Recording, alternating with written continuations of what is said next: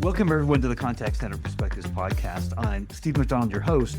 And today, I guarantee we're going to have some really interesting conversation with Justin Robbins. Now, Justin Robbins has a huge contact center background. In fact, you started out at age 13. And we won't get into the child labor laws and issues that maybe go along with that. But you've got your DNA in contact centers and operations, and I'll let you explain a little bit more about that. You've actually written all kinds of courses that have been used by over half of the Fortune 500. You've authored lots of research studies. You've got the analytical side down. Also, though, you're a certified professional barbecue judge. You're a jazz percussionist and singer. You've got this incredible balance of creative and kind of right and left brain thinking that I think is going to serve not only you well in your career, but us today in our conversation. Here's what I'd love to do. If there's a way to expand upon that without taking up all of our time, a short bit maybe on the color commentary on your experience before we get started, that would be great. Yeah, I think first off, Steve, it's really good to be here. I've loved watching some of the other episodes that you've done. So I've been looking forward to this conversation with you.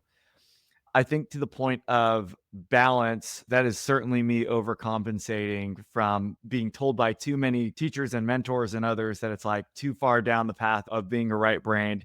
And so I've worked really, really hard, I think, to try to build that left brain, because I do think balance is important for all of us. And even to the point of my background, one of the things that was interesting for me early on is I, like probably every single other person who's been on this podcast or watches this podcast, at no point vision board a future in the contact center. That wasn't in the strategic plan, wasn't there. And I found myself there, and I found myself falling in love with it. And it was during my time at Hershey that I knew from an operations standpoint, this has been meaningful for me. I've learned a lot. And I started to realize what happened when I was connecting with others who were going through things that I had either gone through or was going through myself. And through that experience, just start sharing what I was learning, sharing what I was experiencing, running my contact center and building programs. That led to me moving into a role that was more training and consulting and building programs for other organizations. How do we scale excellence is the question that I asked myself a lot during that phase of my career. And it eventually just got to this point where I'd spent a lot of time in operations. I had spent a lot of time as a consultant. And then I just started asking questions around how are technology companies thinking and building solutions. And so spent the last few years of my career learning that as well. It's really important for me to feel that I'm doing everything I can to constantly be a student of contact centers, of customer experience, and to be curious about how organizations are building, creating, thinking, navigating all of the challenges of today. So when I think about why have I done what I've done and why am I excited about what I do next, it's all about just a massive curiosity for our industry and a genuine desire to have as much of a well-rounded perspective as I can for when I approach work and when I help others approach their work. Well, we're going to let you start doing that right now. So this idea of stop celebrating false conclusions, right? I want to start right there because I think we're always looking at and making decisions based on the data or the recommendations that are coming in around us, the things that we see, the trend lines, everything. And the idea that we're making false conclusions and making decisions based on that. If we could just start there, give us an example of what you're talking about and why this is so important. Yeah. Here's the resource that rocked my world on this. It was actually a talk by Simon Sinek based off of one of his books, The Infinite Game. And in the talk and in his book, and there's actually a book that was written before that called Finite and Infinite Games, says in life there are two types of games that are always at play. Finite games where there are clear rules, there's a winner and a loser. The point of the game is for the game to end. Infinite games, the rules are always changing. The point of the game is to perpetuate the game. There is no winner or loser. And if we think about what we do in contact centers and the things we measure in terms of success, we're playing an infinite game. And one of the examples that I give to your question is around quality assurance. Often I would struggle, and I still today talk with leaders who struggle with agents who are high performers. Hey, Steve always gets 100. And how do I continue to evolve and challenge Steve And for Steve, how does Steve remain interested in the program? Because if I get 100%, what does that tell me?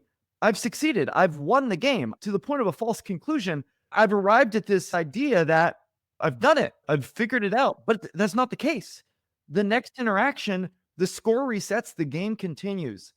It's that type of misalignment with how we measure success, how we talk about, how we focus on performance improvement that's causing us to feel like things are really good when in a lot of cases they're not, or even if they're good right now, that is no insurance policy of it being good today, tomorrow, anytime in the future. So I want to play the game. Is this an example? So we're looked upon as cost centers more than value centers, right? That's a perception we want to break. And I want to get into that. But if we're looked upon as cost centers, then we're measured on how do we reduce costs. Therefore, our key KPIs are things like bringing down average handle time, right? How do we spend less time with the customers to save costs? Where the infinite game is, how do we create a customer experience that creates those NPS scores and creates the loyalty and creates the repurchase and creates all the wonderful things that comes out of that? But when the board's looking at one of the biggest cost centers in the business, they're looking at KPIs that are reinforcing the false conclusions of what we think we should be doing. Is that an example? I just wanted to like jump in and play a part of the game. I don't know. Yeah, it can be. And so there's two things I want to say on that front. One, using cost as how we quantify success or not certainly is the case because it's easy for us to see, it's easy for us to measure, and it's easy to look at in a single interaction, right? To say that, hey, in that interaction, this was the cost to the business, but it certainly loses sight of all of the other impacts that future interactions could have. Even niching a little bit further here, customer lifetime value as an example. I may look at customer lifetime value through the lens of what does Steve spend with my business, but I may not have any sight into the fact that maybe Steve actually, he doesn't spend a lot with me, but he's a very strong influencer with a segment of customers who do spend a lot with me, right? So there's all of these nuances that when you play from a finite perspective, it can be really complicated. I think the bigger question though, why does that cost center paradigm exist in the first place? Why does the contact center have that reputation? Why do organizations continue to think that way? And to really understand that, we've got to recognize and accept two things. One, to my earlier statement, numbers are really easy to see. When we think about costs, like getting to that, we have reports already built for that. A lot of those variables are easy to find. So of course we would think about it in that context. But the second piece is like, this is the origin story of the contact center. Contact centers were first put into play because it recognized that when we pull resources together, we're more efficient. And I think that there's a lot that needs to happen for us to shift from our maybe origins, both from understanding the value that we can create, but also then shaking up some of the metrics that we're using to quantify success. How do we get out of this paradigm? If you truly looked at this, and this is words that you've used, the business of the business, and use that as the lens to make change, to shift the paradigm. What are you talking about when you're talking about the business of the business and using that as the way to break this paradigm? Yeah. When I use that phrase, I'm usually approaching it from two different perspectives. The first is recognizing that the job of a contact center isn't to be a contact center. There's something larger at play, and it's really easy for many of the contact center leaders that I've met and worked with, and frankly, at points in my career, the contact center leader that I've been, it's really easy to have this tunnel vision on what matters to your team. And what might matter to your team is reducing escalations. What might matter to your team is accurately providing information to new customers. What might matter to your team is trying to do recovery for people who want to cancel. That's the transactional surface level. I see it there. I think about it. I hear it all day, every day.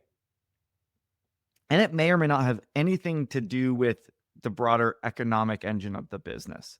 And so when I say understanding the business of the business from the contact center, the first The first part of that is how well do you step outside of your day to day and your environment as you see it and understand how other leaders throughout your organization are setting objectives, are being measured for their success, and ultimately how decisions are being made for your organization at an executive or at a board level.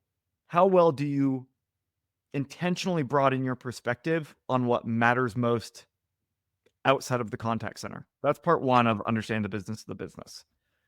Once you do that, and only once you do that, then are you in the role to be able to say, what are all of the parallels to how what we do can better inform my peers or other stakeholders in the organization based off of what I now know matters to them, is driving their decision making, is driving their key performance indicators? And how can I proactively own and deliver that insight to them? That to me is the magic of the business of the business. It's, am I intentionally getting perspective from outside of my four walls? And then am I proactively and intentionally connecting the dots for others to say, hey, Steve, I know that this is something that's really important to you this quarter. Here's some insight that I was able to get access to, because guess what? Steve probably doesn't know that you have that level of insight or data or intel for him. And that intel crosses every department in the organization, right? Every department. Yeah. And so to me, that's the key, right? Is leaders in the organization don't look at the contact center as a value center that contributes significantly, because we're having most of the conversations with the customer. Guess what? The voice of the customer is the highest voice of authority in any business, right? So if we're not listening to the customer and we're not translating that for all those teams, those high performance teams in every single department, so that they can perform better, then that is a misuse. That's a misjustice of the contact center. And I want to be really, really clear about why is this kind of a pervasive problem for organizations. And I think as contact center leaders, it's important for us to just recognize this and maybe remind ourselves on a regular basis. First off, people don't know what they don't know. That goes for you, and that goes for every single counterpart that you have throughout your organization. They don't know. They don't live in your environment every day. Unless you've told them, they probably don't know what the number one contact driver is. Unless you've shown them, they probably don't know what you pay attention to on a daily basis, right? They don't know is part one.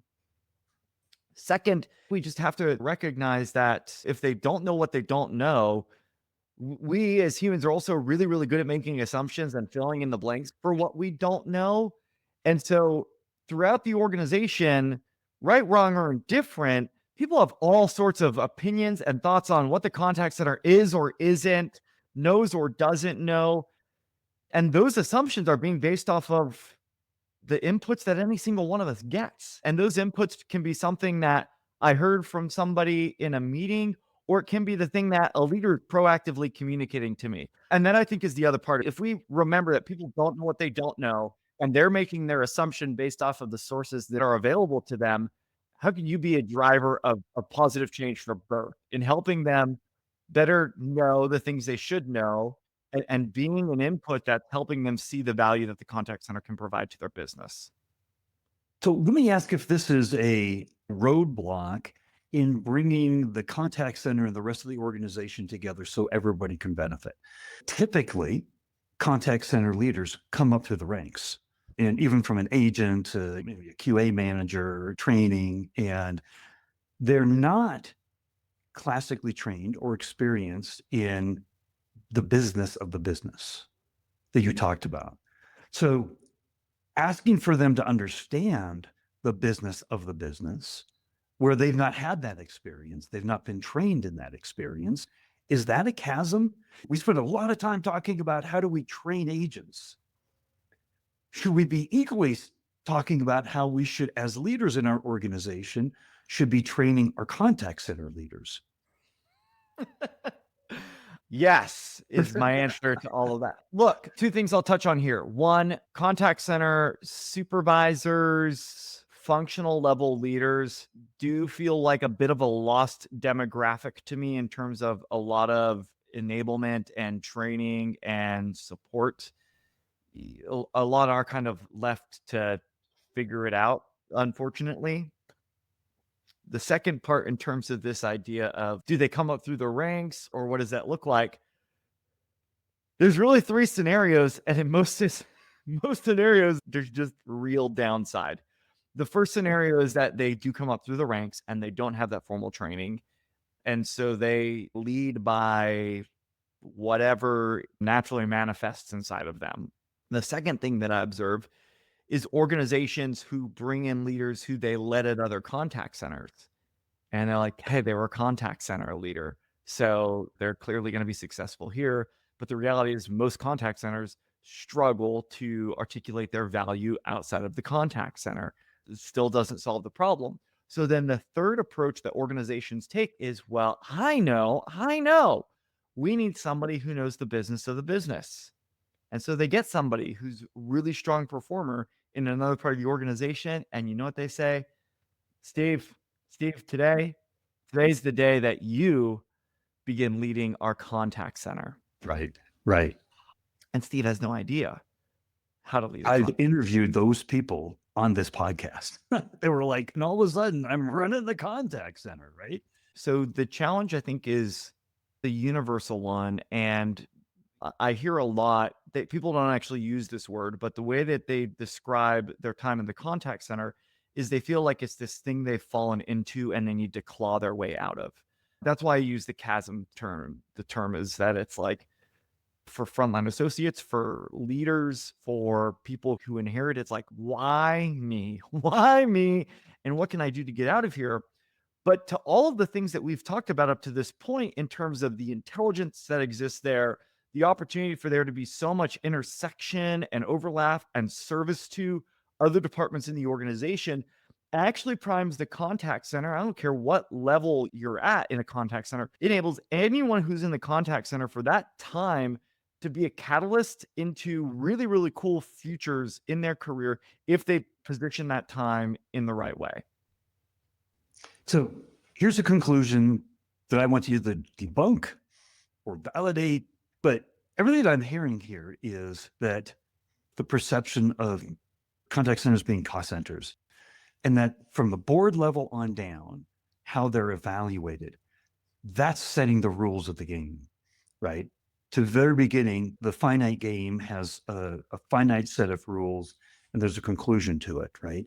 And that seems to be the way that the rules are set for contact centers. And those rules are set above the contact center itself. So if there's any major change, fundamentally paradigm shift that's going to happen, if I was you as a consultant, I would be starting with executive management first. And I'd say, you guys have set the rules wrong. Good idea, bad idea? What do you think? Yeah. All right. For me, as an independent voice in a lot of this, I try to do both, right? I try to resource the operations leader really well. But the other thing that I'm pretty clear about, whether it's on an engagement or even if I'm giving a talk or something like this, is like, without having a executive who can sponsor and advocate for and champion these initiatives, it's really hard. I think for me, it has to be dual threaded. I'm focused on the operations leader, but also the executive team, because if the executive team doesn't see the value in it, it doesn't matter. I think the other kind of part to this, in terms of like, where does change actually begin? For me, if I'm an operations leader and I don't have a consultant or an executive or somebody who's in that ear, the best way that I can be relevant is to speak the language they're already speaking. Instead of trying to bring them into the contact center, it's like, hey, here's what you need to understand about AHT and CSAT and QA and NPS and WEM and like all, like, stop. What do they care about? Okay, so if you know that right now what they really care about is reducing churn in your customer base, or trying to drive incremental innovations at stores, like whatever it would be, how can you be relevant to them? How can you articulate the impact that what you're doing has on them? Most of the senior executives that I talk to that are kind of like meh on the whole CX thing right now, here's what they're telling me, Steve, is, look, I've had people who tell me that, hey, we're going to do this improvement and it's going to improve customer satisfaction by this, or it's going to increase employee engagement by this, or it's going to do this to our net promoter score. All of these things are things, this is what it's going to do. But then when I look and it's like, okay, well, how has this increased revenue or reduced cost? And suddenly it's like, no, what? No. But look at the chart. Look what the chart. It's like many leaders aren't able to actually articulate how these vanity metrics are impacting things that have material effects on the business.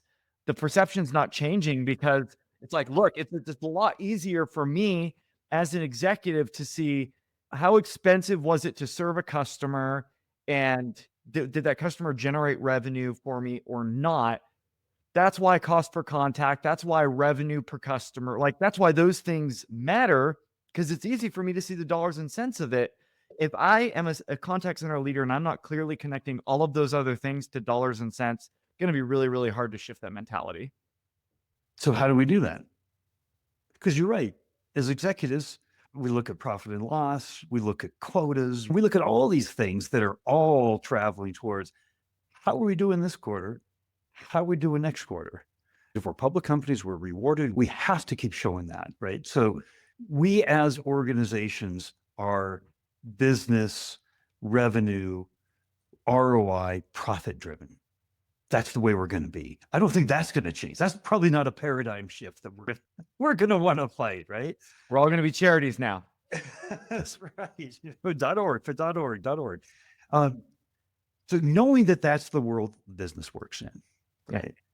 And knowing that there's limited amount that can affect change if there's not a sponsor, if there's not a hero for what we're trying to do up above us. Yeah. Do we just need to get more metric driven? There's a lot of metrics that do support what we're doing, right? There's a lot of things that we can say, hey, we help product development not go down a path, right? Like how much sunk costs are we saving because we didn't go down that path?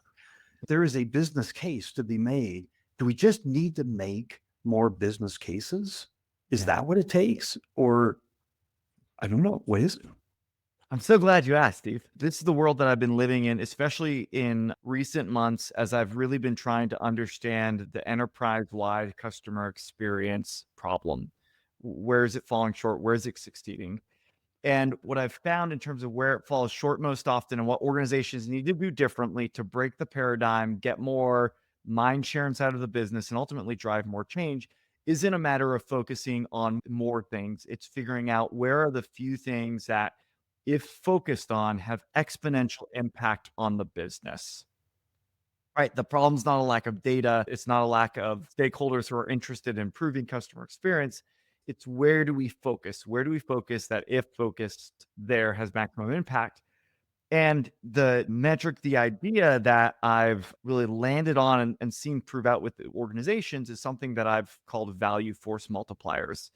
Value force multipliers for me, they're the high impact things that create kind of outsized value for the business, for the customers. Think of it as the 20% that, if done, affect 80% of results. Basic Pareto principle, right?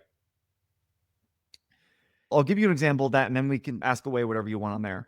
But I was talking to a buddy of mine, and he runs customer and technical support for a drone manufacturer.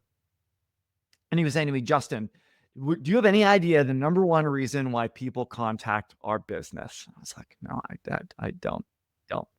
Like flyaway drones. It's like people get these things up, and away they go. He said, do you know what my obligation is to that customer when they call me with a flyaway drone? I said, what's your obligation? He said, too bad, so sad. Do you want to buy a new one? Did they want to buy a new one? No, of course they didn't want to buy a new one.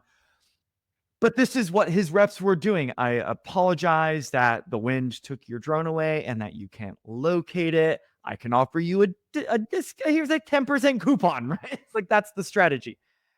He was intimately familiar with the flyaway drone problem, and all day, every day, his agents were focused on one of two things. How do we spend as little time as possible on the phone with flyaway drone customers? Because in most cases, they're not going to turn into additional revenue. And for the few that will, can we capture the sale right then and there? That's it. He had gotten invited to a meeting that was around the consumable sales numbers. Consumables are things like batteries, replacement blades, things like that. Cross-functional group got together to just talk about why numbers weren't where they had thought they would be. He's a bit of a smart aleck, and he said it's because nobody owns these things long enough to need any of that stuff. People around the room were like, "What are you talking about?" Everybody else in the contact center had no idea the number one reason why people called was flyaway drones. And so in this unrelated meeting, the flyaway drone topic gets to be the point of conversation. And they're asking, well, what would it mean for us to tackle flyaway drones? Can we change packaging? Can we change instructions? Like, how do we make this easier? And by pulling the right group of cross-functional people that could go after this targeted specific pain point, flyaway drones, they took data, they said, how do we turn this into action and how we drive business impact? Once they changed packaging and some other things, over the course of about 6 months, they start to see a drop, ultimately became about a 50% reduction in flyaway drone calls, number one. That reduction alone was a great savings to the business. But the bi-directional shift that happened is now that people were able to fly their drones, they were posting videos on social media. Word of mouth marketing was driving more business for them. Customers were buying additional products and consumables were lifting. That's a great example of a value force multiplier because he was taking a problem that existed in one part of the business that was insulated. Nobody else knew that it existed. More importantly, nobody else realized all of the impact that it could have beyond the contact center if addressed. And so value force multipliers are about identifying those key pain points, getting to the root cause, figuring out low effort, high impact type of efforts. Do we have the right people together? And then can we communicate how this is actually driving revenue growth, cost savings, customer loyalty, right? The things that are business of the business kind of metrics. I love it. Here's what I love about that is we remember things 22 times more when told to us in the form of a story, right? And so you connected the whole story there, right? The story wasn't how the contact center tries to get off the phone really quickly or do an immediate sale because that's the only opportunity. You flipped that into a massive business opportunity. So now I want to know, what else does the contact center know? Now I want to know, where else was there hidden gems that should be helping us drive our business? I'm looking them as a resource of value, not a necessary evil that we need to. Obviously, we're going to have people that call in with questions or problems. So we have to have that, right? It's not a have to have, it's a must have for a whole different reason, right? It's a level of strategic insight and the stuff that, if tapped into, really can provide competitive advantage for organizations. It's just a matter of being able to focus, not adding more, but what are the things that you can call down to and say, hey, if we go after today, let's just focus on flyaway drones today. And if focused on flyaway drones today, what would be the impact tomorrow?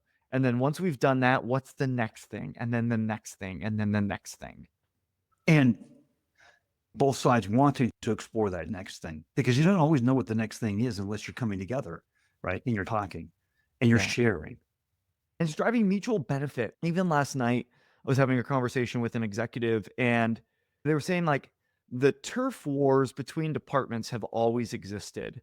But in today's kind of climate where more and more overlap is happening between contact center or marketing or operations or sales, there's more and more of these conversations that the exact word that we used last night is, it feels like it's like an all-out war zone inside of this organization as different departments are just conflicting over executive alignment around what teams are being incentivized on or being held accountable for achieving. And it's like, Steve does this and he's being incentivized for this behavior.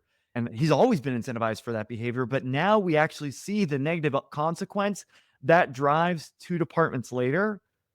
It's creating a lot of uncomfortable conversations and Candidly, that excites me because through discomfort, I believe that real growth and change can happen. And so I get excited when I hear that, not because I want anyone to have those very uncomfortable, very volatile conversations, right? None of us want to be in those, but seeing that I believe on the back end, we're going to come into a period of really cool transformation and growth for organizations gets me really excited.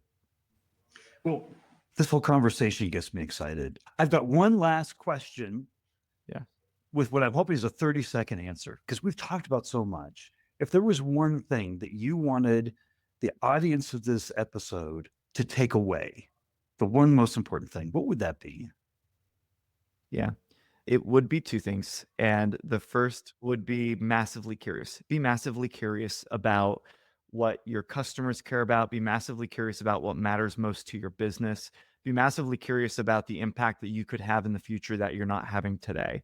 And then the second would be an owner in collaborating and sharing with other departments. Don't wait for someone to come to you and ask for your opinion. Be the one to proactively put yourself out there. I think if you're curious and willing to proactively put yourself out there, you'll be incredibly influential in the weeks and years to come. I love it. And I know people are going to have additional questions because this is just the kind of conversation that spurs more questions. I know I have about 10 more, but would it be appropriate if we gave out a link to your LinkedIn profile so people could reach out to you if they had questions? I would love that. And it's really easy to get a hold of me. You get on LinkedIn. I have my email and cell phone on there too. So really easy. That's fantastic. Well, Justin, thank you so much for such a mind-provoking conversation. That's what this podcast is about. That's what your mission, your consultancy is all about, right? If we can help people think differently and operate differently and be more successful, then mission accomplished. But that's an infinite game. I love it. Steve, Thanks for thank you. coming on today, Justin. I appreciate it. Yeah, thank you so much for the time today.